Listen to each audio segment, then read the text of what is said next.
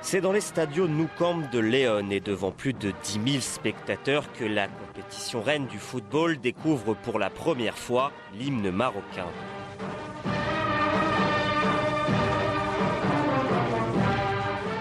Et la venue des coéquipiers du mythique portier Alal Benkassou n'a rien d'anecdotique. Les Lions de l'Atlas deviennent ainsi la première sélection africaine indépendante à participer à un mondial.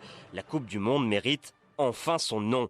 Dès son premier match, le Royaume crée la surprise. Face à l'armada ouest-allemande de Franz Beckenbauer et Gerd Müller, les Lions ouvrent le score et font chavirer tout un peuple. In the 22nd minute, Moroccan Jarir pierces the panicking German defense. Mohamed Oumane Jarir devient le premier buteur marocain de l'histoire du mondial. Un moment historique que n'éclipse en rien la défaite finale de 2-1. 1970, c'est également l'année du premier point glané par une équipe africaine en Coupe du Monde. Un compteur ouvert grâce à l'égalisation de Mahoub Razouani face à la Bulgarie. Katsouani, header away by Dimitrov. And the goalkeeper, wrong-footed, I think, by a deflection.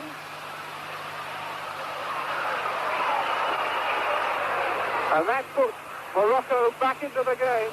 Certes, le Maroc termine dernier de son groupe et ne dépasse pas les poules, mais l'essentiel est ailleurs. Le football africain est entré de plein pied dans le concert du ballon rond international.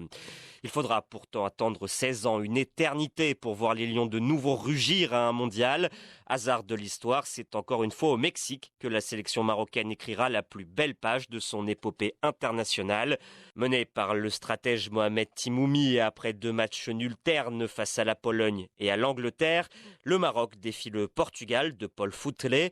Une rencontre coup près où un homme va endosser le costume du héros, l'attaquant du Phare, Abderrazak Raïni. Long ballon là-bas qui arrive sur Adaoui. Adaoui qui a voulu jouer avec Bouderbala, mais intervention de Federico Rossa. Mais ce n'est pas fini. Ouais, c'est superbe tiré. Superbe tir, on ne voit pas beaucoup, mais quand ils sont à ras de terre, ils sont de qualité. Superbe tir de Kerry à la 18e minute. Ce qui fait que le Maroc mène par 1-0. Une ouverture du score, puis un doublé pour une victoire 3-1 qui propulse son équipe à la première place du groupe et en 8e de finale de la compétition. Une première pour une sélection africaine.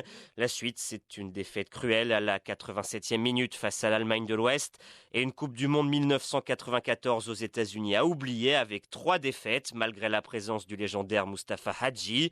Mais c'est auréolé du titre de meilleur joueur africain et d'un esprit de revanche que le joueur de l'AS Nancy-Lorraine et ses coéquipiers se présentent 4 ans plus tard au Mondial en France.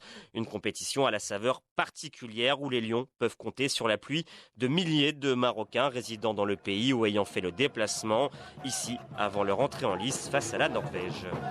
Aujourd'hui, vous gagnez combien ? 2-0. 2-0 sûr, 2-0 parce qu'on va encaisser aucun but. Les supporters marocains pas si loin du compte. Les joueurs d'Henri Michel obtiennent le nul 2 buts partout avant de s'incliner face à l'armada brésilienne de Ronaldo, Rivaldo et consorts. Reste à jouer le tout pour le tout face à l'Écosse et les joueurs du Royaume répondent présents.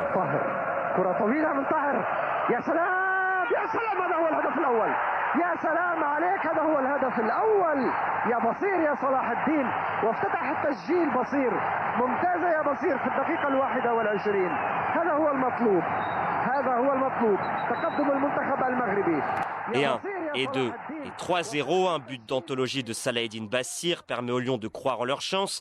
Mais catastrophe, à la surprise générale et dans des soupçons d'arrangement, les Norvégiens viennent à bout de la Seleção et c'est l'élimination.